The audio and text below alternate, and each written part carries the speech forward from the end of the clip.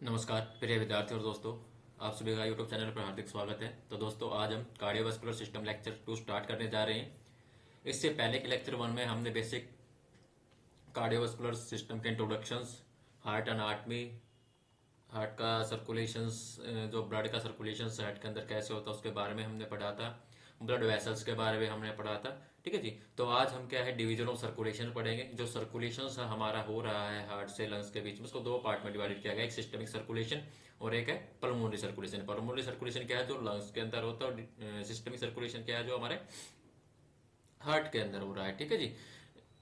और दूसरा बात करेंगे पेसमेकर की बात करेंगे। ठीक है जी। पेसमेकर ऑफ हार्ट, जो आर्टिफिशियल पेसमेकर, जब हार्ट में जो प्रॉब्लम आ जाती है, मतलब जो भी हार्ट बीट काम करना बंद कर देती है या काम कर रही है तो ज़्यादा इरेगुलर हार्ट बीट हो जाती है, कि ज़्यादा काम करना हार्ट बीट का या ज़्यादा लो होना हार्ट बीट का। ठीक है जी। तो वो पेसमेकर के बारे में हम बात करेंगे। कार्डियक मरमर की अगर हम बात करेंगे, एबनॉर्मलिटीज आ जाना। ठीक है जी। कार्डियक साइकिल्स ड्यूरेशन की अगर हम बात करेंगे, कि हर एक हार्ट बीट के अंदर जब हमारा दिल धड़कता है तो उसके बीच की जो सिक्वेंस होता है, जो स्पेस होता है, उस स्पेस के अंदर जो साइकिल्स चलती है उसको हम बात करेंगे। और हर्ट साउंड्स के बारे में हम बात करेंगे, टाइप ऑफ हर्ट साउंड कितने टाइप की होती है। तो आइए हम लेक्चर को स्टार्ट करते हैं। सबसे पहले हम बात करते हैं division of circulations. Blood flow through to division of circulatory system. ठीक है जी। तो हमारे सर्कुलेटरी सिस्टम के अंदर जो ब्लड फ्लो का डिवीजन है वो दो पार्ट के अंदर डिवाइड किया गया है। फर्स्ट है सिस्टमिक सर्कुलेशन और दूसरा है हमारा पल्मोनरी सर्कुलेशन। ठीक है जी।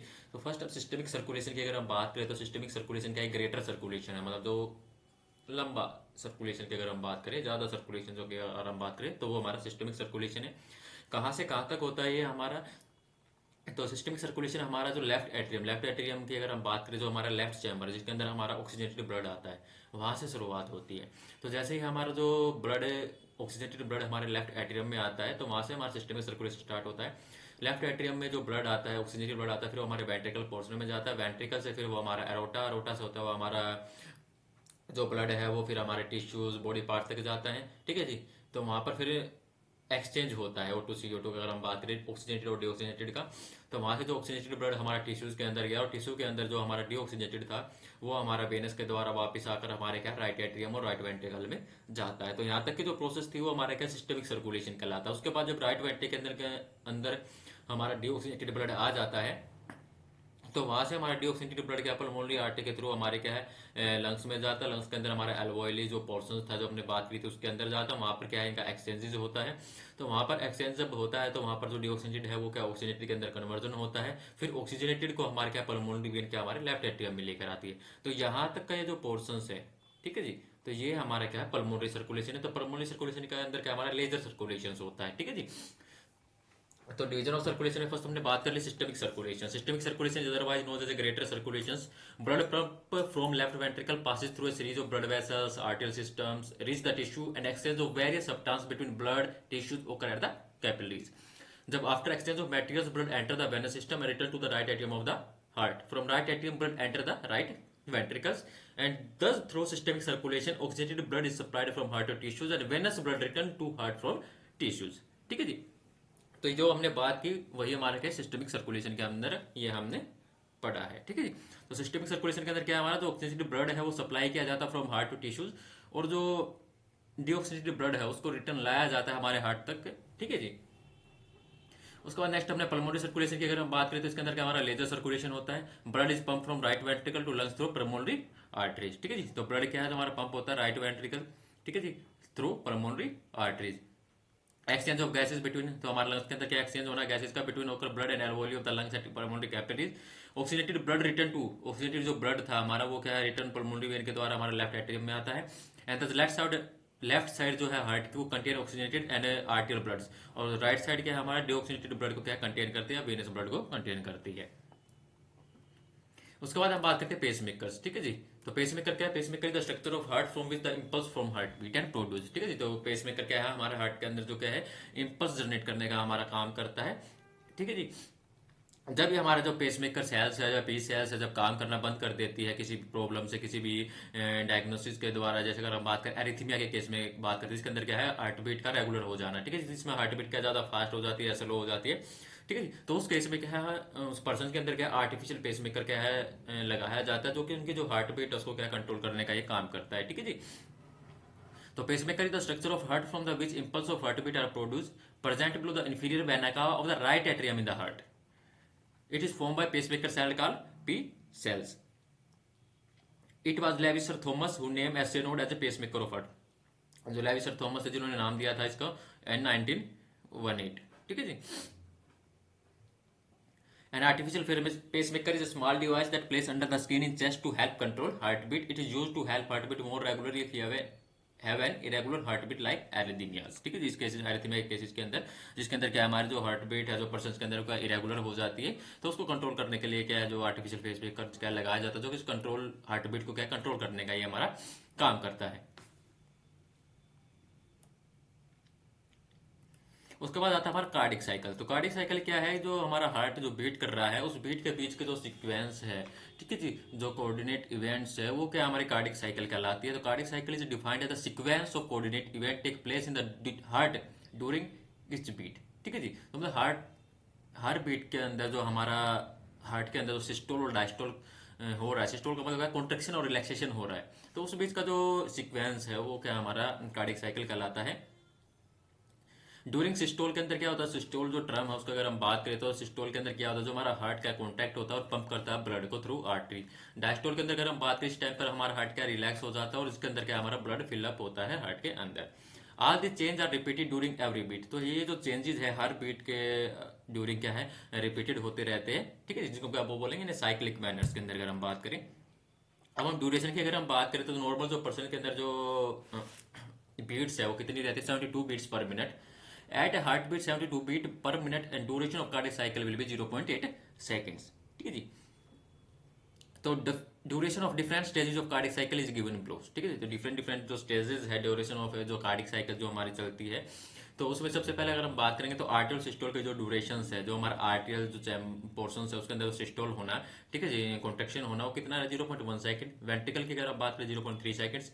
आर्टियल डायस्टोल की अगर हम बात करें रिलैक्सेशन की अगर हम बात करें तो अबाउट 0.7 सेकंड एंड वेंट्रिकल की अगर हम बात करें तो 0.5 सेकंड्स. उसके फेजेस की अगर हम बात करें कार्डिक साइकिल के फेजेस की अगर हम बात करते हैं ठीक है जी तो सबसे पहले हमारा आर्टियल डायस्टोल आ गया. डायस्टोल के अंदर हमने बात करी relaxation chamber of the heart are calms जिसके अंदर क्या है जो हमारी aortic valve pulmonary artery close हो जाती है. ठीक है जी. और जो आर्टरियो वेंट्रिकुलर वॉल्व है वो हमारी क्या है ओपन हो जाती है. ठीक है जी.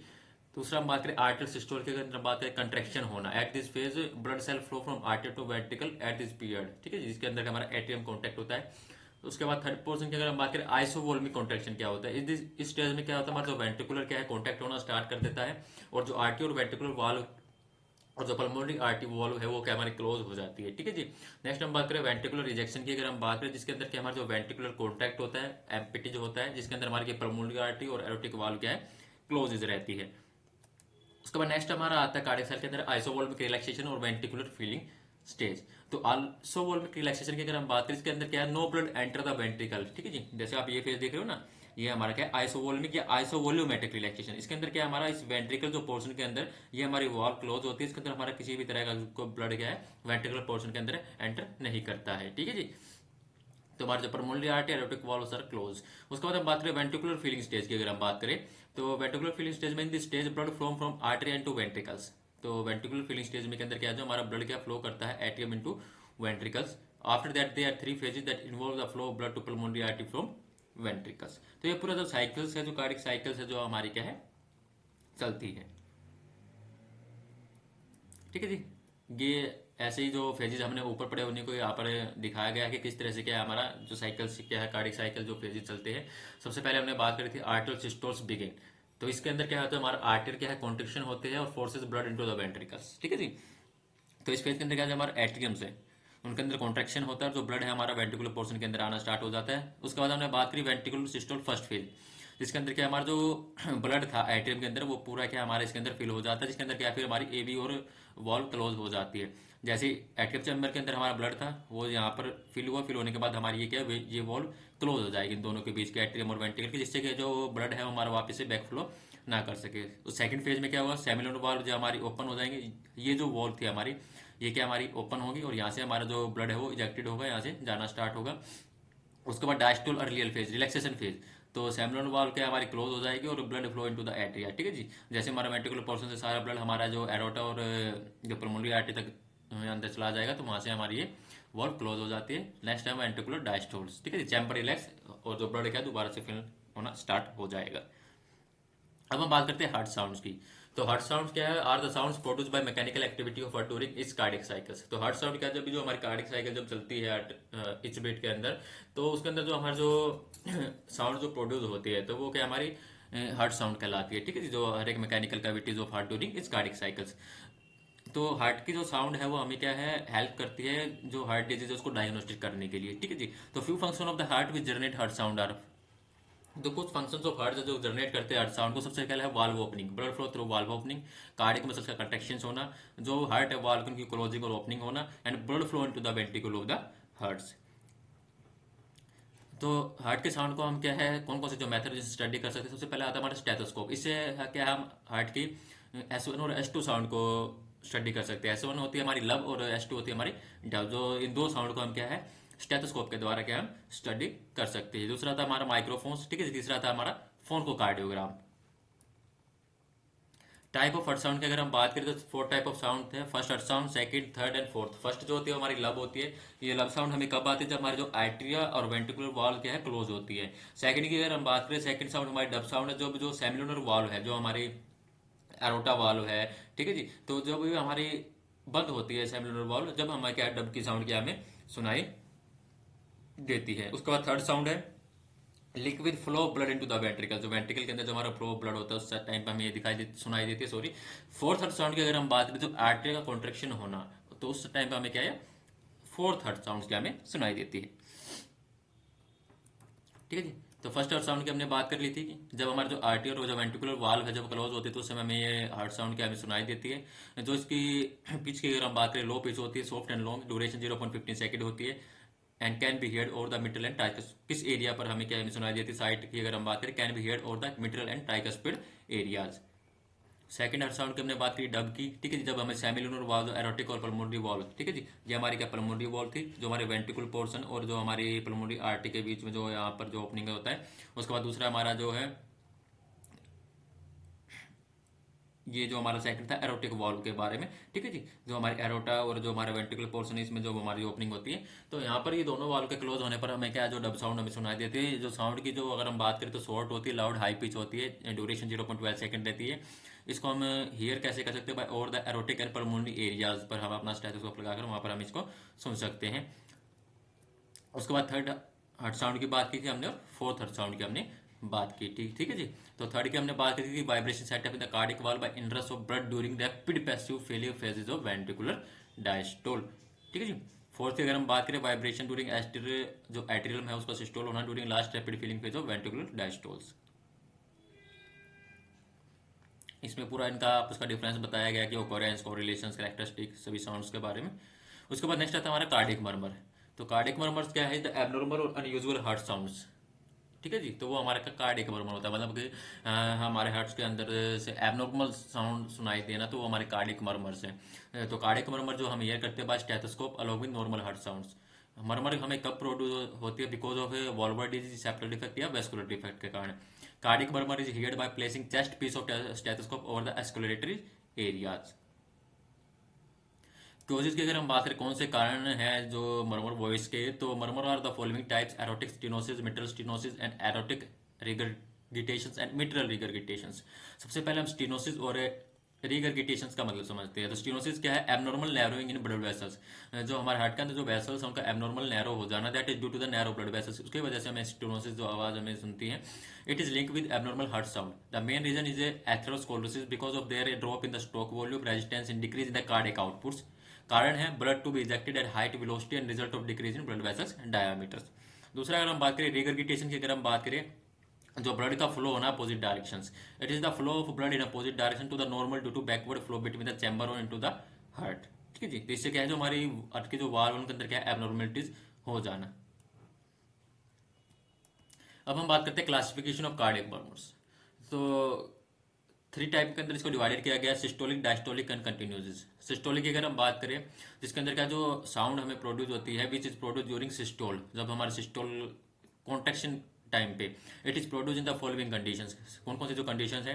इनकम्पिटेंस ऑफ आर्टियो ventricular valve, stenosis semilunar valves, anaemias due to murmur, septal defects, या coarctation of aortas. Diastolic relaxation के केस में which is produced during diastole, it is following condition: atrioventricular valve stenosis and semilunar valve incompetences. ठीक है जी। Next हमारा आता है continuous murmurs, patient ductus एट्रियोसस। अब इन्हीं हम डिफेक्ट के बारे में हम बात कर लेंगे कि सेप्टल डिफेक्ट और कोरेक्टेशन ऑफ एरोटा या पेटेंट डक्टस आर्ट्रोसस होता क्या है। तो सेप्टल डिफेक्ट क्या होता है? The hole increase the amount of bloods that flow through the lungs and over time it may cause damage to the blood vessels in the lungs. मतलब क्या हमने बात करी थी कि इनके अंदर हमारा सेप्टम जो आर्टियम चैम्बर है और जो हमारा वेंट्रिकुलर चैम्बर, इनके अंदर हमारे क्या एक सेप्टम प्रोड्यूसर होता है, ठीक है, जो इनके बीच में दीवार का काम करता है। तो इन्हीं सेप्टम्स के बीच में किसी तरह का जो होल हो जाना, जिससे कि जो ब्लड फ्लो है इन दोनों के आपस में हो जाना, तो उसकी वजह से हमें क्या है सेप्टल डिफेक्ट क्या हमारा कोज हो जाता है। ठीक है जी। जैसे यहाँ पर दिखाया गया आर्टियल सेप्टल, जो आर्टियल चैम्बर है उनके अंदर डिफेक्ट होना, जिसके अंदर क्या है oxygenated blood flow from the left atrium to right ventricle, जिसके अंदर क्या है जो ऑक्सीजनेटेड ब्लड है वो हमारा क्या है डीऑक्सीजनेटेड ब्लड की ओर क्या हमारा या डीऑक्सीजनेटेड ब्लड चैम्बर की तरफ हमारा क्या फ्लो कर रहा है, वैसे हमारा वेंट्रिकल के अंदर है। ठीक है जी।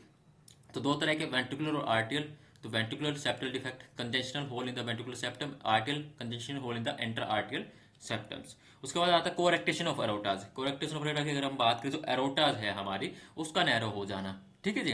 तो कंजेशनल नैरोइंग ऑफ सिस्टमिक एरोटाज। तो एरोटा की हमने बात करी थी, जैसे हमारा नॉर्मल फेजेस है जिसके अंदर हमारा क्या है एरोटाज पूरी तरह से ओपनिंग है, जिसके अंदर हमारा क्या ऑक्सीजनेटेड ब्लड फ्लो अगर हमारा टिश्यू तक जाता है, तो उसी एरोटा के अंदर क्या उसका नैरोइंग हो जाना, पिसक जाना, तो वो क्या हमारा कोरेक्टेशन ऑफ एरोटा है, क्या है वो डिफेक्ट होता है। नेक्स्ट हमने बात करी थी पेटेंट डक्टस एट्रियोसस। इसके अंदर क्या है congenital defect, backward flow blood from aorta to pulmonary arteries. ठीक है जी।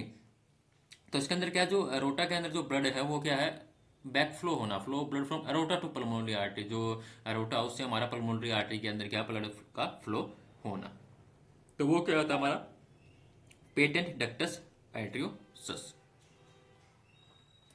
तो आज के वीडियो में हमारा यह तक था, जिसके हमने कुछ बेसिक से जो टर्म्स थी हमने बारे में बात की। डिवीजन ऑफ सर्कुलेशन क्या होता है, कार्डियक मर्मर क्या होता है, पेसमेकर क्या है, हार्ट साउंड क्या है। तो आज के लेक्चर में हमारा यही तक था।